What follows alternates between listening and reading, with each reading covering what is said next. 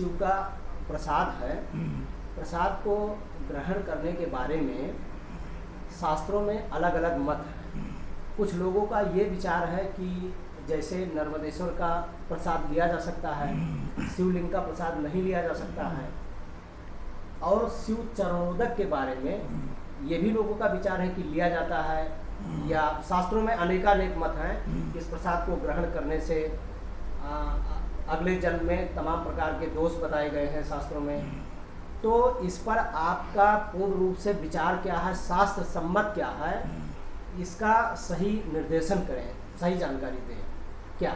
हाँ, ये बहुत ही उत्कृष्ट प्रश्न है, क्योंकि ये इस समय श्रावण महीना चल रहा है। इसमें भगवान शिव की आराधना सब लोग कर रहे हैं और भगवान शिव को नैवेद्य अर्पण करते हैं, उनका अभिषेक करते हैं। तो इस प्रकार से ये भ्रांतियाँ हमारे समाज में फैली हुई हैं। वास्तविक है क्या? शिव माने कल्याण। तो शंकरोति शंकरा, जो सबका कल्याण करते वही शंकर हैं। उनका चरणोदक चाहे उनका नैवेद्य हो, सब कल्याणकारी ही होता है। वो सब कल्याण, उसे कल्याण ही होता है। क्योंकि हमारे शास्त्रों में भगवान शिव के चरणोदक के विषय में बताया गया है कि काल मृत्यु हरम पुण्यम ब्रह्म हत्या विनाशनम व्याधिघ्नम पुण्यदम पास्यम शिव निर्णय जनोदकम। ये बताया गया है। काल, क्योंकि भगवान एक काल ही है।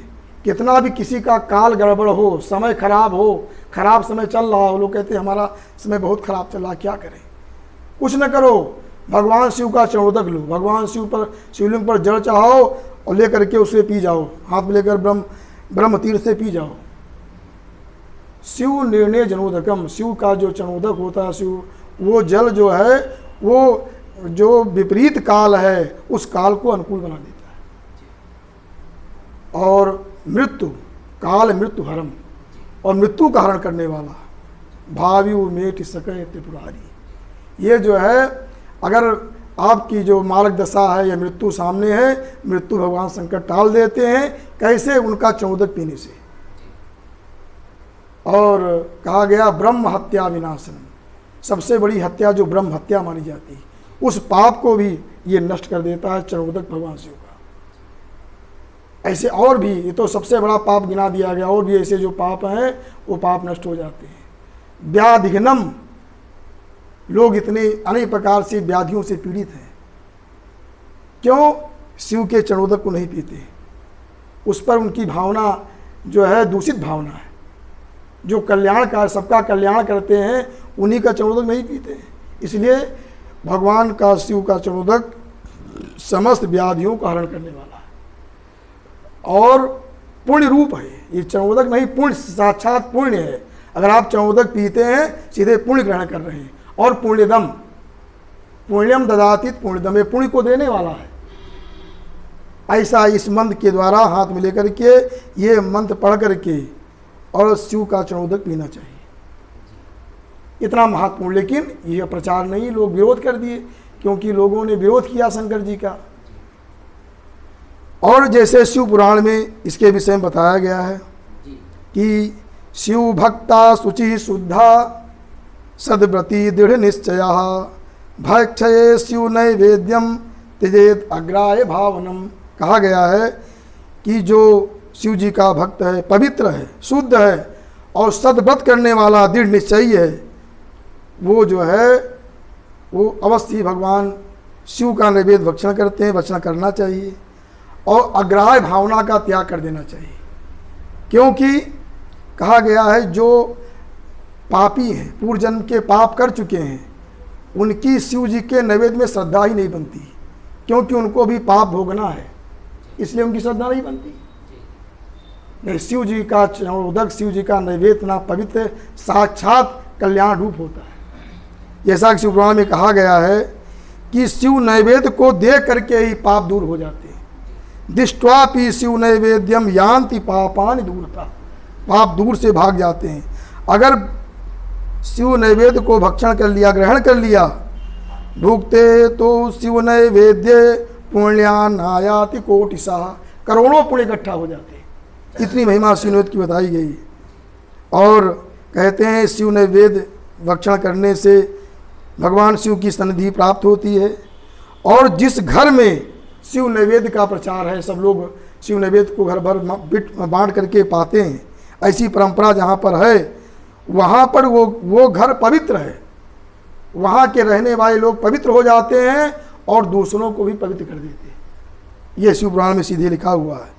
तो इसका तात्पर्य ये हुआ जी कि जो समाज में एक भ्रांति फैली हुई है कि शिव जी का प्रसाद नहीं ग्रहण करना चाहिए या चरणोदक नहीं लेना चाहिए, ये भ्रांति गलत है, गलत तरीके से, जबकि इसमें शिव पुराण में शास्त्र सम्मत की आप बात बता रहे हैं। हाँ, ये लिखा है कि विलंबे पाप संबंध, अगर विलंब कर दिया, प्रसाद शिव जी का सामने आया, इस प्रसाद को हम ग्रहण करें न ग्रहण करें तो पाप से संबंध उसका हो जाता है। तुरंत उसको ग्रहण करो, जो कोई भावना पवित्र है, शिव है, कल्याण रूप है, ऐसा शिव पुराण में कहा गया है। और जिसके अंदर शिव जी के प्रसाद को ग्रहण करने की इच्छा नहीं प्राप्त हो रही, नहीं, समझ लो पापिष्ठो गरिष्ठा, सा पापिष्ठो गरिष्ठा स्यान नरकम याति ध्रुवम, यात्यपि ध्रुवम। जो जिसके अंदर ये भावना आ गई, इच्छा नहीं हुई, शिव जी का प्रसाद नहीं पाएंगे, वो क्या है? पापिष्ठ है, वो सबसे बड़ा पापी है। बहुत भारी पाप से वो दबा हुआ, इतना पाप उसके पास है, ये समझ लेना चाहिए। अगर कोई शिव जी के प्रसाद का निषेध कर रहा है तो बहुत बड़ा पापी है वो, ये समझना चाहिए। और उसको निश्चय नरक गति होगी, नरक हो जाएगा, ऐसा शिव पुराण में लिखा हुआ है। और इसमें और सारी बातें बताई गई हैं।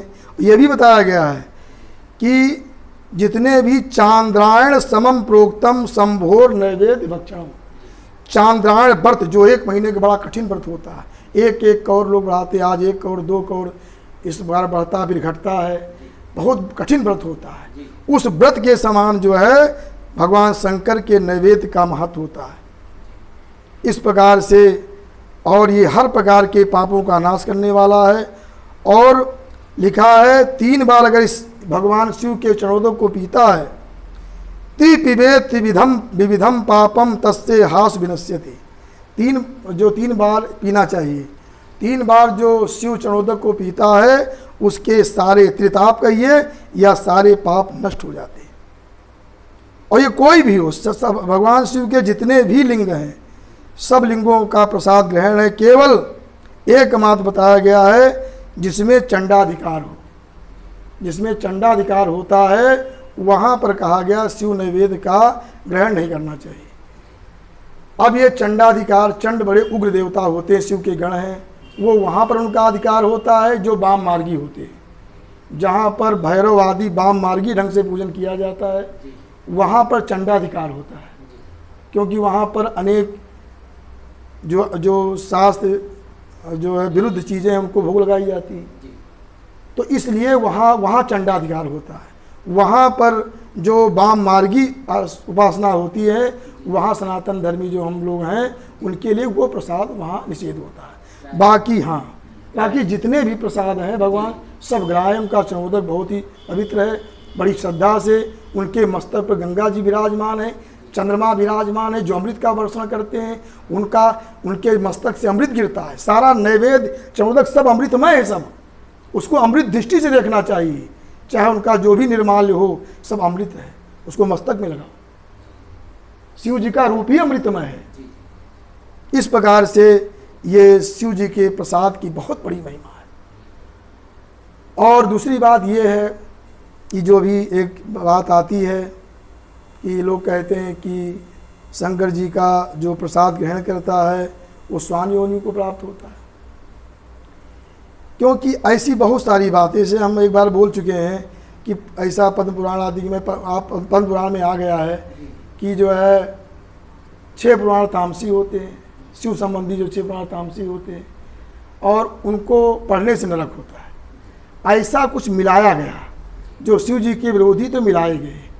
वैसे ही हमको ऐसा यहाँ भी लगता है रामार्चन में कि कहा गया है रामार्चा के प्रसाद से सारे प्रायश्चित, सारे पाप नष्ट हो जाते हैं। और नारद जी ने शिव जी को रामार्चा का प्रसाद दिया, शिव जी ने उस प्रसाद को ग्रहण किया, उनको पर पाप चढ़ गए, प्रायश्चित हो, उनको साप पार्वती ने दे दिया। तो रामार्चा की महिमा क्या बची भाई? रामार्चा सारे पापों को नाश करता है। और शिव जी ने जैसे उसको रामार्चा प्रसाद खाया, पार्वती जी कहा मुझे नहीं दिया। अरे जो पुरुष पति जो करता है स्त्री को ऐसे ही आधा मिल जाता है। पति ने पा लिया, पार्वती जी पतिव्रता है, और कैसे उन्होंने साथ दे दिया। पार्वती जी भी तो शंकर जी का प्रसाद लेती हैं, वो तो उन्हीं को ऊपर आ जाएगा साप। ये भी एक संदिग्ध विषय है। हमको ऐसा लगता है कि कहीं ये भी मिलाया गया है। शंकर जी की निंदा फर्क है, नहीं तो रामार्चा प्रसाद ग्रहण करने के बाद कैसे उनको ये साप मिल गया, उनको साप दूर हो जाना चाहिए अगर रामार्चा प्रसाद लिए। तो ये भी लगता है क्योंकि और पार्वती जी को ही सबसे पहला शंकर जी का प्रसाद वही लेती है। और पति का किया हुआ पुण्य पत्नी को अपने आप मिल जाता है। तो कैसे सती जी पार्वती जी शंकर जी को साप दे देंगी, ये भी गड़बड़ लग रहा है। लेकिन फिर भी हमने जो है अयोध्या में जो श्री विंध्येश्वरी प्रसाद शुक्ल ब्रह्मचारी जी के नाम से जाने जाते हैं, बहुत बड़े चारों वेद वेदांग के ज्ञाता हैं, उनसे हमने चर्चा किया। उन्होंने कहा ठीक है जो हुआ सो हुआ, लेकिन भगवान शंकर ने फिर तुरंत उन्होंने रामार्चन किया, और रामार्चन करने से उनका वो जो साप था वो समाप्त हो गया। समाप्त रामार्चन के प्रभाव से, इसी के लिए उन्होंने रामार्चन किया कि हमारा साप दूर हो जाए। अथवा पार्वती जी ने फिर जब रामार्चन शंकर जी ने किया और रामार्चा प्रसाद पार्वती जी को दिया, पार्वती जी प्रसन्न हो गई और अपना साप वापस ले लिया, अथवा साप नष्ट हो गया। इस हिसाब से भी देख सकते हैं। इस प्रकार से शिव नैवेद्य बहुत ही पवित्र है और उसे ग्रहण करना चाहिए। अग्राह्य भावना कभी नहीं लेनी चाहिए। कोई भी शिवलिंग हो, केवल बताएं जो चंडाधिकार होता है, जो वाम मार्गी उपासना होती है, बाकी ग्रहण करना चाहिए। चरणोदक रोज शिव जी का लेना चाहिए, सारे पाप नष्ट हो जाएंगे और तब ज्ञान प्राप्त होगा। इस नाते जो शिव जी का प्रसाद नहीं लेते उनको ज्ञान नहीं होता, वो भोग विलास में पड़े रहते हैं, उनके विरक्ति नहीं आती। कितना मिल जाए, कितना भोग विलास पड़े रहते, क्योंकि शिव जी हैं जल मिति, अग्नि रीति भस्म, वायु रीति भस्म, जल मिति भस्म। ये शरीर में भस्म कहते हैं, सब कुछ भस्म है।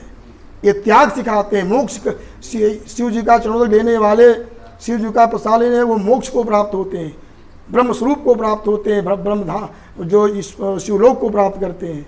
इस प्रकार से आज हम इस परशुराम शिव पंचायतन मंदिर में भगवान परशुराम भगवान शिव के समक्ष इस प्रकार से मैं उनके चरणों में प्रणाम करते हुए और इस वाणी को विराम देता हूँ।